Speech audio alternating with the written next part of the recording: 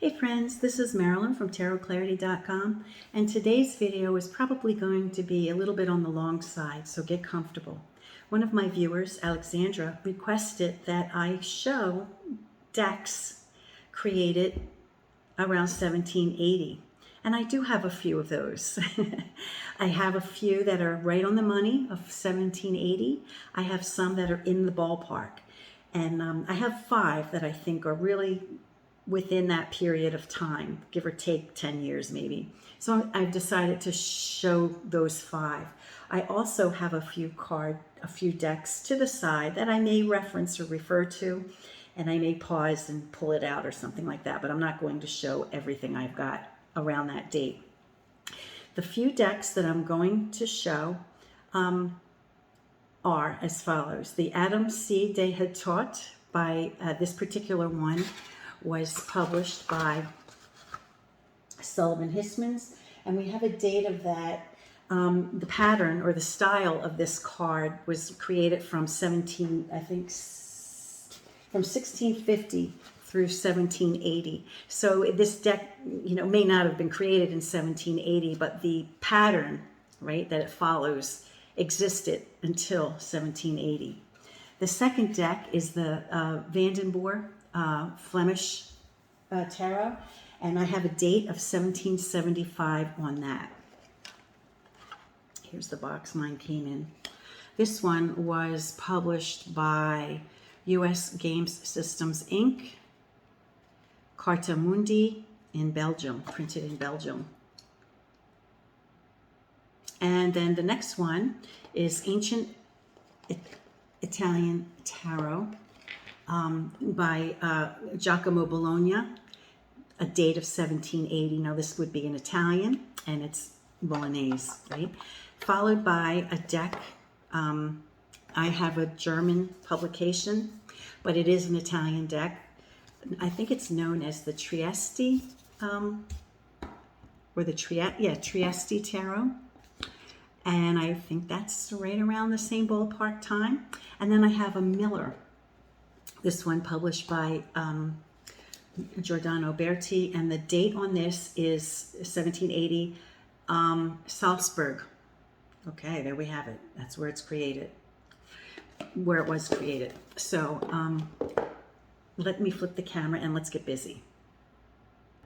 So to give us a reference of location, okay, here we have a map of France.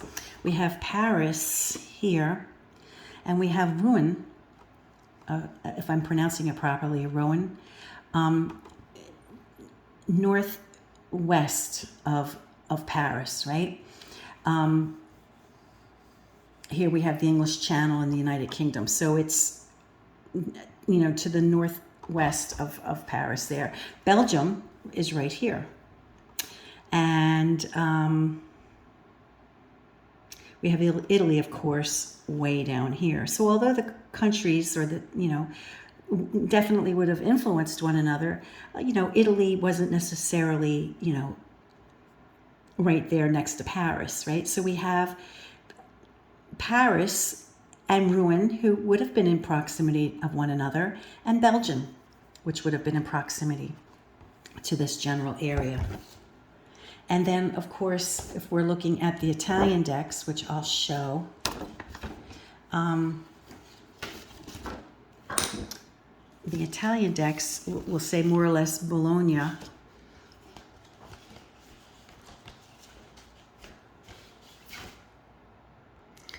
Sorry, I cut because it was getting too confusing with the maps. So Bologna we have right here in Italy, right? So here we have Italy, here we have Bologna, here we have Switzerland.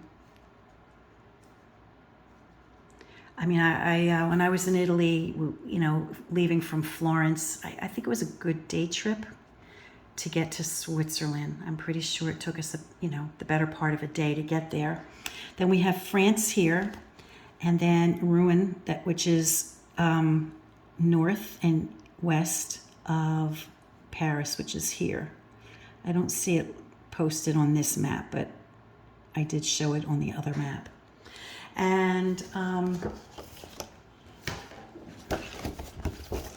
then, and excuse me for showing the map, but having been a teacher for a number of years, I know it's important to show, you know, where things are in relation to one another, or it means nothing. So here we have Italy, here we have Switzerland, here we have Germany.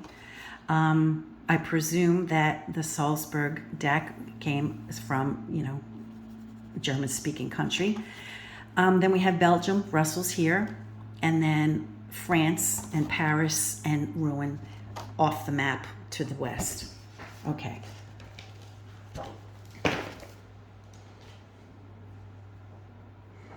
So here we have the Adam C. Hautot. I know that it is numbered 22, but for continuity's sake, I'm putting all the fools in the front. Also notice that the other deck, the Flemish deck here, also is numbered 22,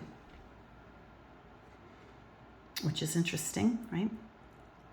So, and they're going in the same direction. Now we have the Italian decks.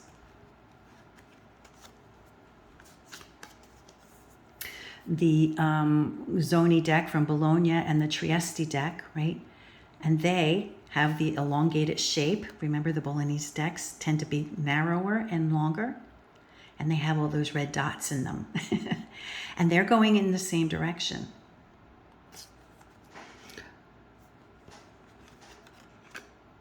And then we have the Miller, who is also going in the same direction as the two Italian decks. But he is more colorful and more in keeping with the Vandenborre than he is with the Italian.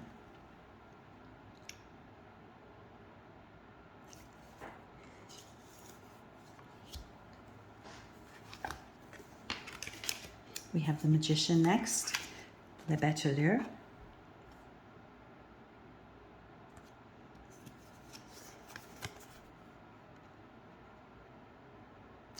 They have different objects on the table.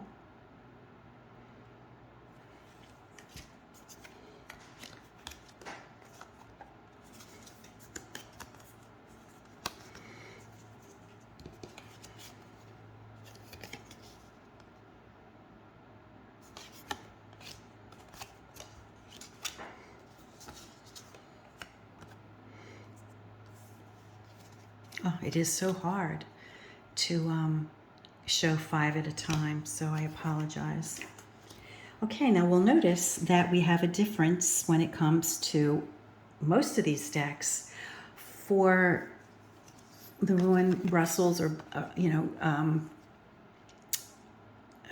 Rouen and the Brussels deck, we have the Capitan, the Spanish captain, right? Who is a theatrical character, kind of like a buffoon. And we saw that even the Italians were breaking away from having the number 2 to 5 cards. Remember the female pope and the emperor, empress, the female pope, the empress, the emperor, and the pope were, even in Italy, being replaced by 1755 by the 4 Moors. And certainly in the Protestant countries, why would they want to see religious images, right? And so it's natural, I believe, that they would have put cards in those 4 spots that they prefer to see. Now the Italian, of course, we still have the female pope. And then in the Miller deck, we have a Besançon, right? We have Juno with 2 peacocks. And we see Juno in, some of you may be more familiar with the 1JJ Swiss tarot deck, which is also obviously Swiss, and they have Juno. And any of the Besançon decks, which I've shown, have Juno and Jupiter instead of the Spanish captain and Bacchus, who I'll get to. Okay, so now the number 3 card. In the Hautot deck, Number 3 is labeled the Emperor. So he comes before the Empress in this deck. But for the sake of looking at the characteristics of the Empress, I'm going to put her ahead. So we have the Empress. Now, it could have been a deliberate renumbering, or it could have just been a mistake. I don't know. I don't know what the reasons were. But they're very similar. We see hint of a winged back that we see in, for example, the conver, which was not that far in distance.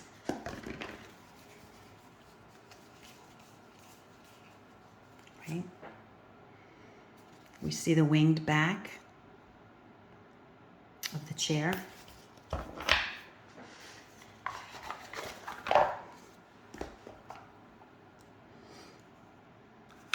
We don't see that in the Vandenborre.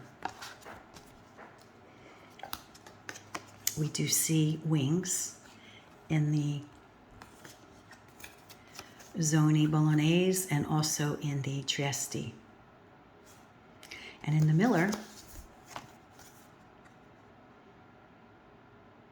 we also see that.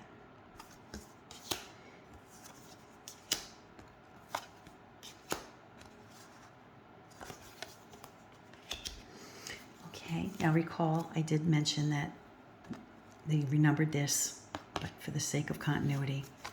So we have, these two are very similar. They face in the same direction. They have a similar scrawny eagle. They have a bearded gentleman. But then,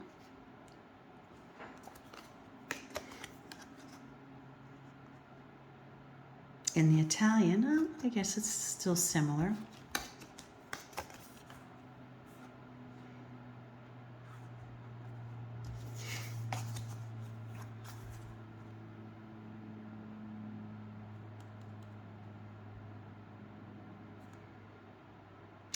The Miller is so luscious. Oh, so pretty. Okay, then we get to the number 5 card, and in the Italian decks, we still see the Pope, as we expect to see. In the Trieste, he has 3 acolytes instead of 2. And here, there may be 4. 1, 2, 3, 4. 4 tonsured heads here, 3 here, which is interesting. But we have a variation of the theme in the other cards. In the Rouen Brussels, we have Bacchus, who we know is the anti-pope, right? He's a good time, If he was any more of a good time, he'd probably be the devil, right? And then in the Miller, we have Jupiter. So we see around the same period of time in different areas how the different countries and cities were expressing their own personalities in the cards, despite maybe having similarities to one another. Okay, the love card. As we saw in TDM, we have 3 individuals plus Cupid, who was not blindfolded.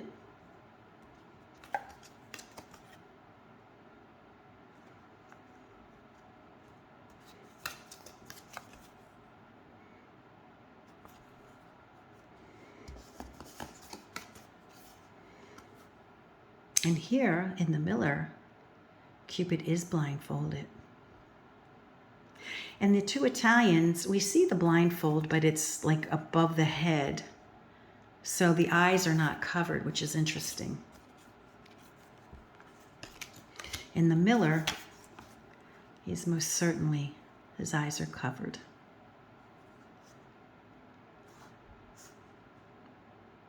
And we see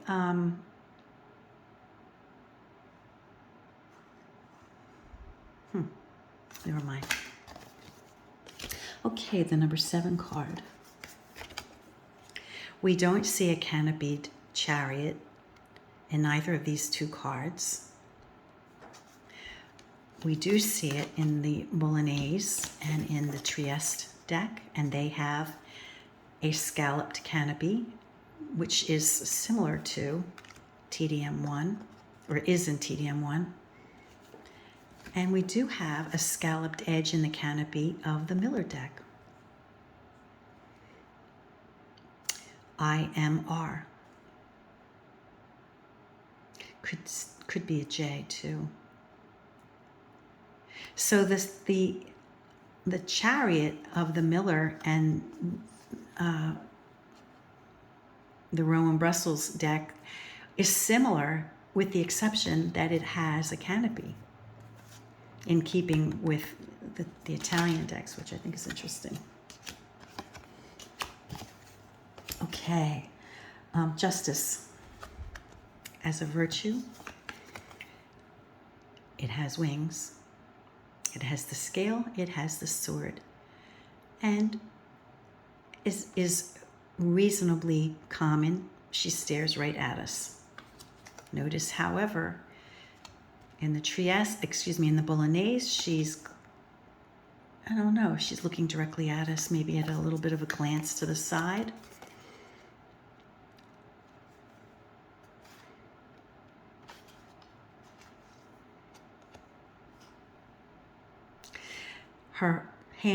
Her sword is held in a different hand in the Italian versus the Brussels Rouen.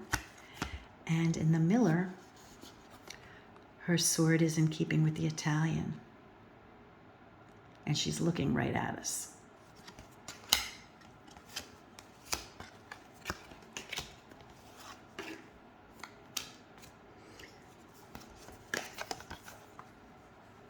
The number 9 of the Hermit.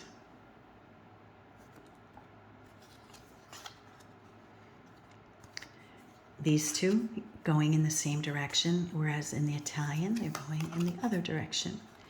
He has a lantern here and a book in this one, and just his walking stick in this one.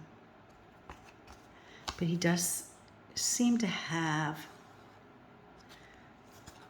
some type of walking instrument in the others.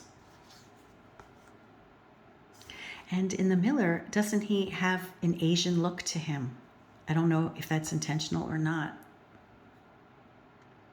But he has, the cap. His facial features tend to look Asian to me, as well as the mustache that we see when we put those three elements together. And this appears also to be a lantern and a walking stick. And he is facing generally in the direction that the Italians also face.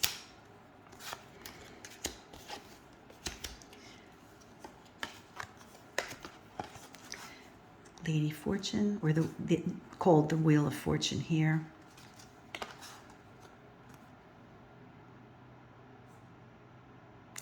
Now, this wheel, the Italian wheel, seems to be turning in another direction.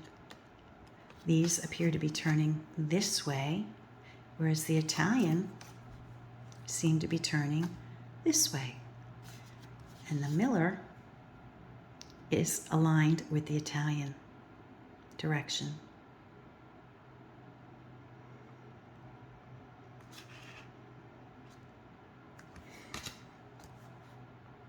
In the Italians, we have a flame or torch. We don't see that in the Miller.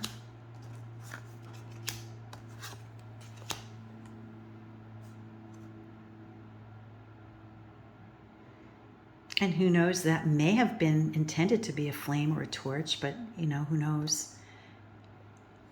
Sometimes things start to get blurry. Okay, Fortitude. Force card.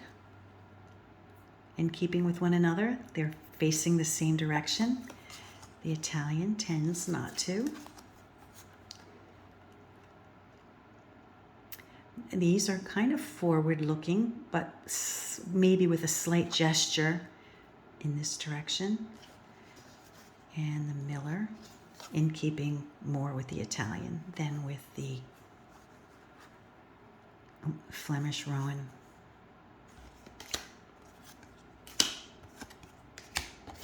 Interestingly, we saw this in, the Viaville and other decks, where the hanged man is upright. In this case, the word Les Pendus and the number is accurate to 12 and the name, but the image is inverted.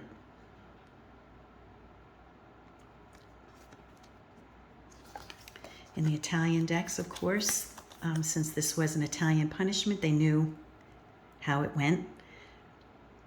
This was the fashion of punishment for an individual accused of betrayal or treason. Now notice the two Italian decks, the leg flops differently. So they don't flop in the same direction. Let's turn these upside down and see. Whereas these two legs do flop in the same direction. And the Miller, the leg flops in the same direction as the Trieste, I think. Yeah, the Trieste. So the Bolognese deck is the odd man out regarding the way the leg flops. And yeah, there's, we can have a conversation, and many people do, regarding whether or not it was intentional to have the hanged man upright. Okay, the death card walking in that direction. And we have it across the board. Again, notice the red dots, which seem to be very common in the Bolognese decks.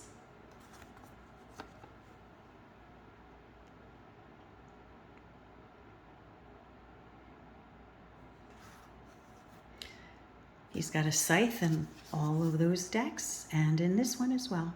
And again, he has that cap that we saw in the Hermit.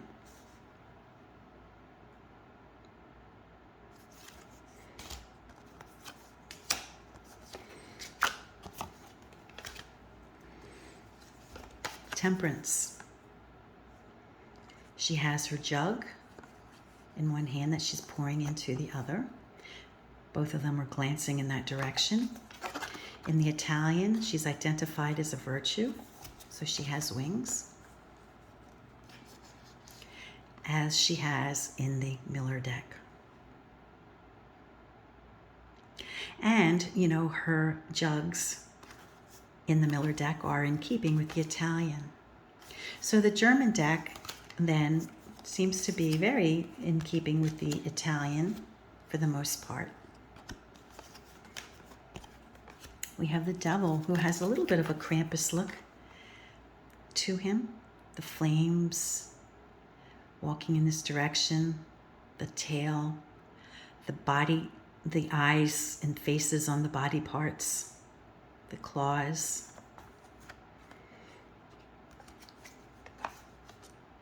And here we have more of a devil that we're accustomed to with his two acolytes.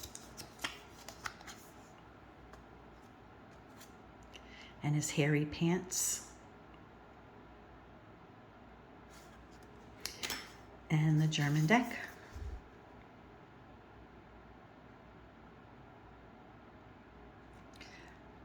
Those acolytes don't seem to be human.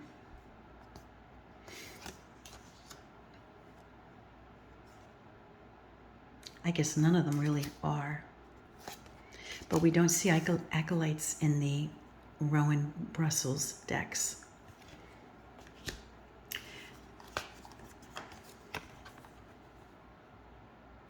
Now in these decks we have, the same name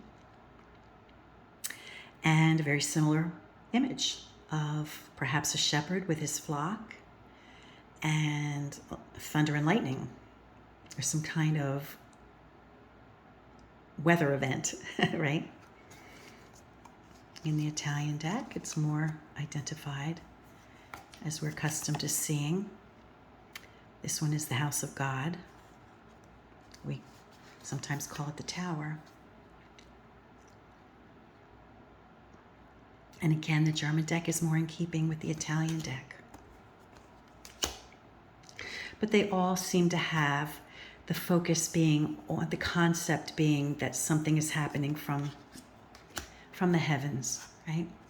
There's something happening from the heavens. Maybe here it's just thunder because we don't see lightning, but here we see lightning and we could maybe assume thunder.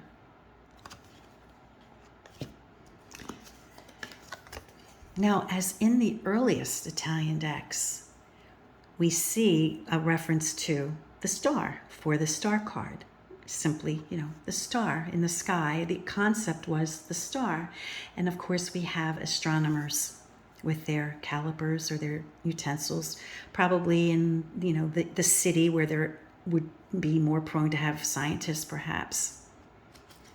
But in the Italian decks that came later, after the earliest Italian decks, they seem to have adopted more the French idea of the Aquarian image for the star,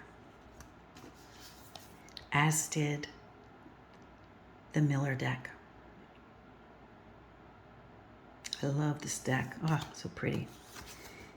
It took a little time for me to get used to the Miller because I thought like a little bit it was sloppy. Like not sloppy in the sense that the color was all over the place, but I'm just loving it recently, more recently.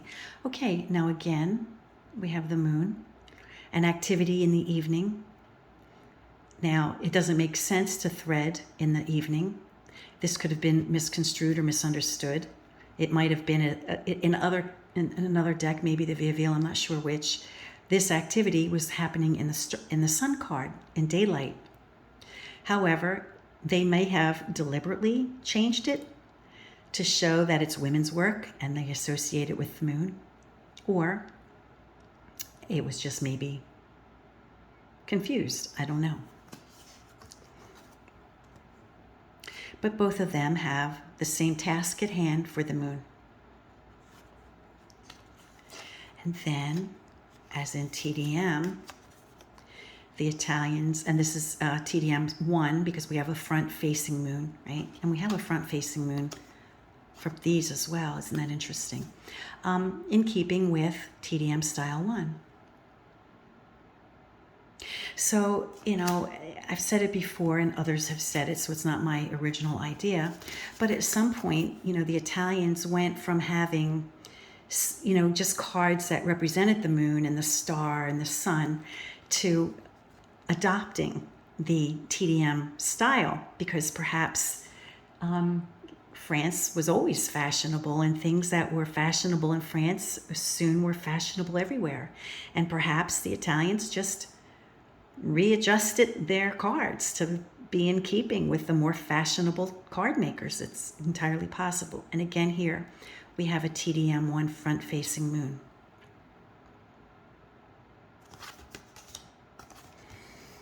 And the sun. And I think the earliest time we saw this sun, like a person we saw it in Via. I'm not sure if we saw it in Solabusca. My memory escapes me. But if you can visualize the Solabusca, let me know if it was there or not. I'm not sure.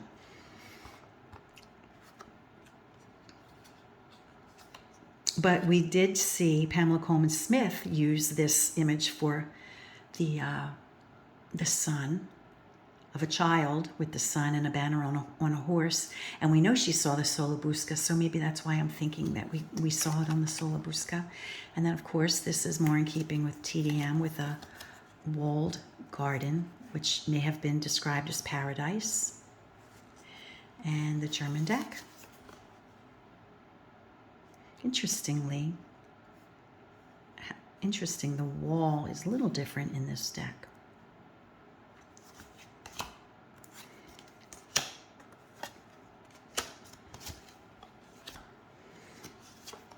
Judgment.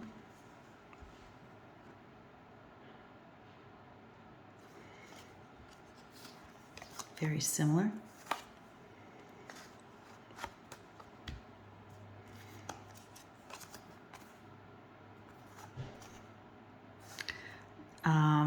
On the Vandenborre, we see a banner or a flag on the trumpet. We don't see that in this one. And we don't see it on the Italian, and nor do we see it on the Miller. We have 3 people in the Miller and the Italian, and we have 3 people in the Vandenborre and a few more in the Hautot.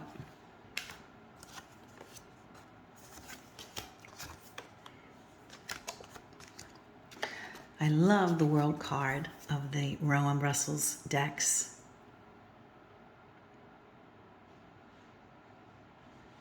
Again, they're very similar, and they have the same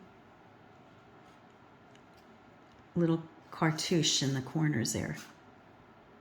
I don't know if that was the right word. But we see more of the, figure in the mandala, the evangelist in the corner.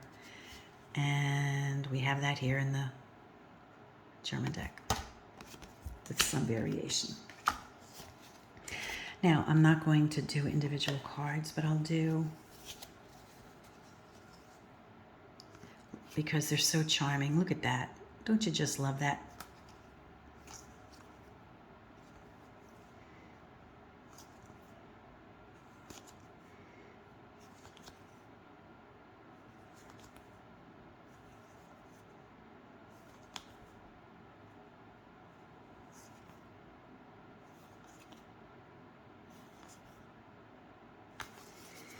And of course, I didn't mention, but we have the checkered, border as we saw in the Anonymous Tarot of Paris. Okay. And we have a similar thing with a bird in the center of number 2 of swords.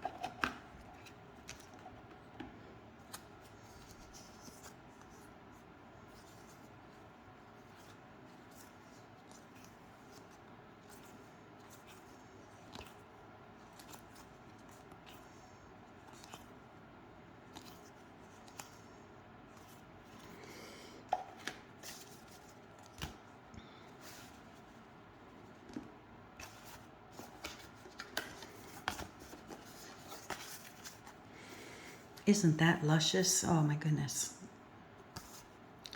Luscious colors. Oh my goodness. Love it. I don't know if I failed to mention that this was a Giordano Berti publication.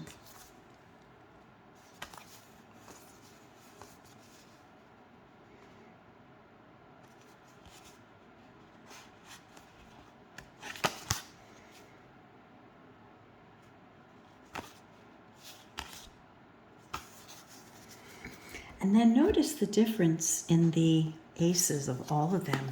Look at that. So we have, how I describe the Swiss, where we have kind of like a fluted, rounded pattern or design on the cup. This is different, but it's not like a cathedral, right? Or it's not a baptismal font, which I don't think these are supposed to be because it's only 6-sided, and I think a baptismal font would be 8, but it looks more like a cathedral, right? So it's more angular.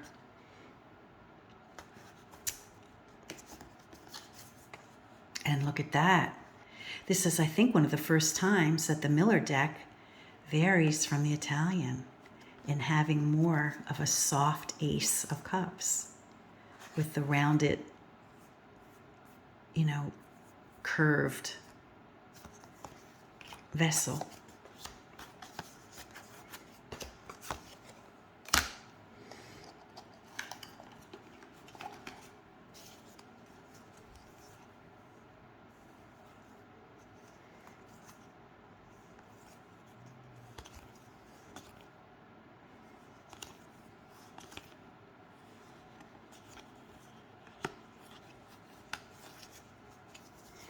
And my boyfriend does not have a wreath on his head. He's not holding a hat, and he is not covering his vessel with a piece of fabric.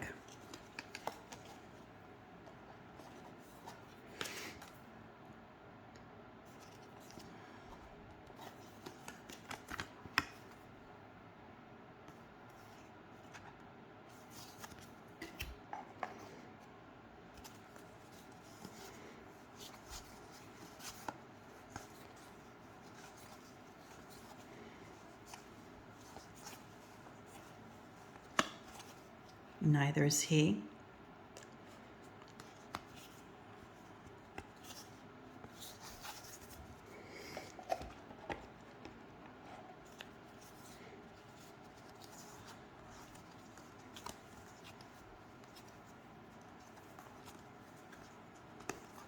But the Italian deck, the Bolognese Italian deck, has it.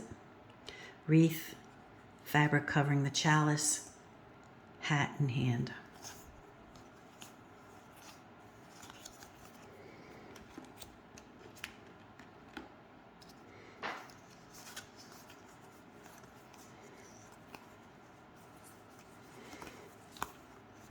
As does the Trieste deck.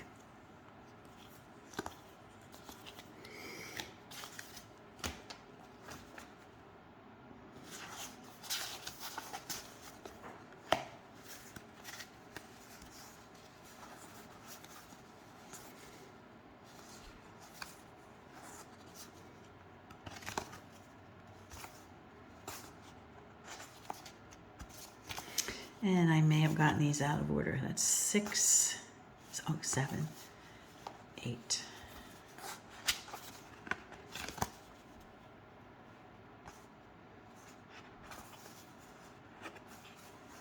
Oh, okay, in keeping with the Italian. So the only one that was different between, or most noticeably different between the German and the Italian deck was the Ace of Cups being a little bit different. Okay, now I have this in the wrong sequence, so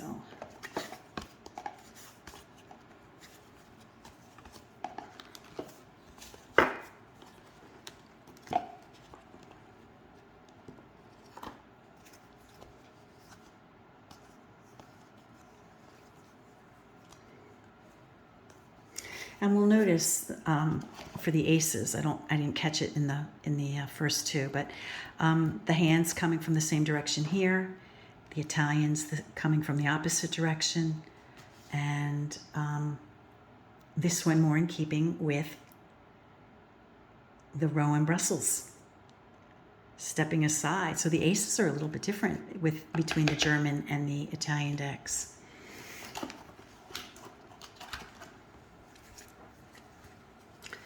Okay.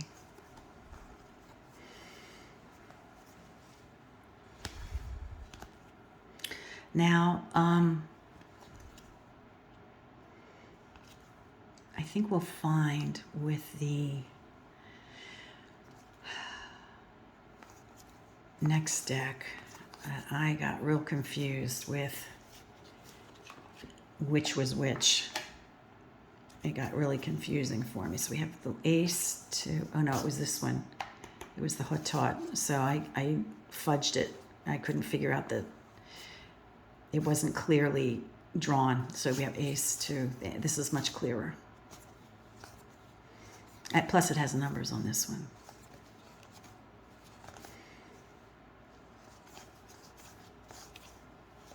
I'll show you what I mean.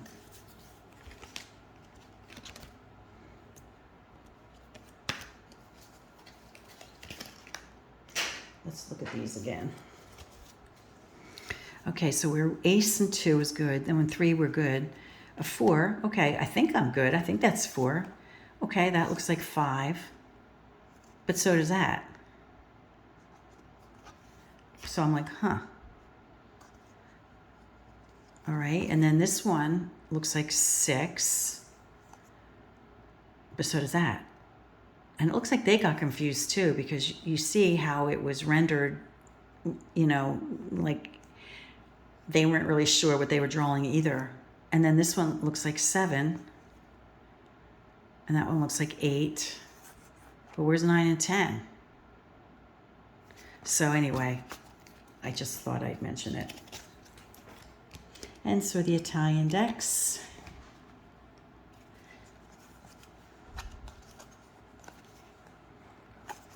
A bit more clear. Plus they have numbers.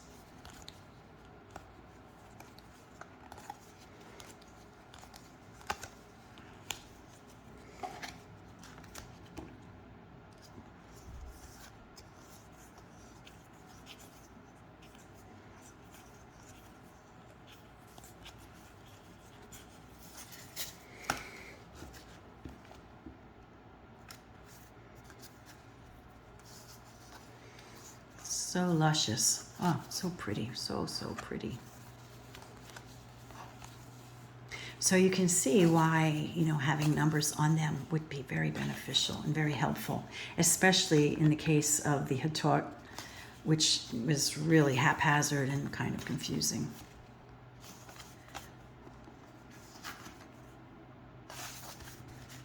And for those of you who hang out until the bitter end, this is the last suit. So this would be the time for me to ask that you share me, you give me a thumbs up.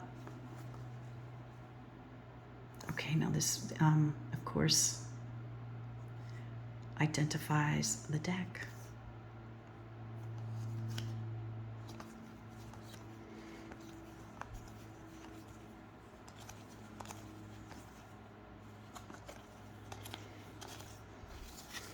I like how the king and queen face one another.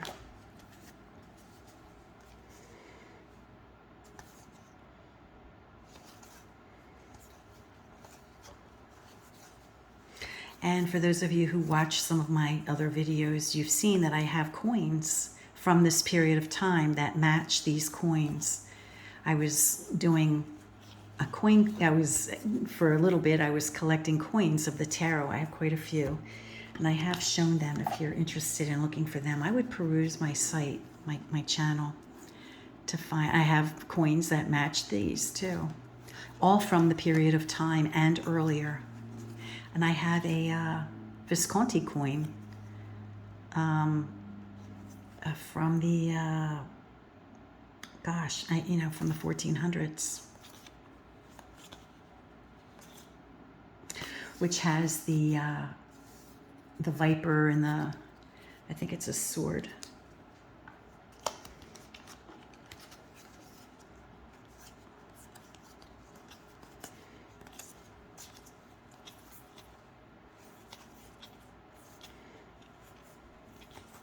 So please do share me with your friends, share me on other sites if you want. I could use the attention. I've been on a moratorium. I haven't bought any new decks in months since we moved into this house.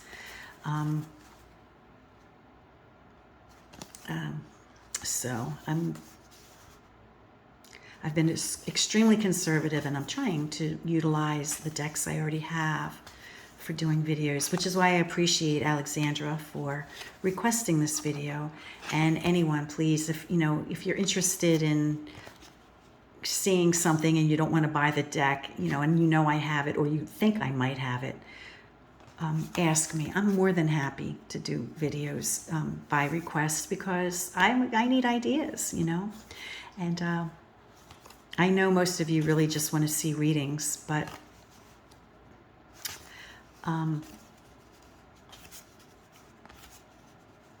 the best way to do readings is for you to do them. But I will do some readings. I'm sure I'll be doing, if I get a new deck, usually I break a deck in by doing a demonstration video. So, until next time, friends. Oops. I'll flip it. Until next time, friends.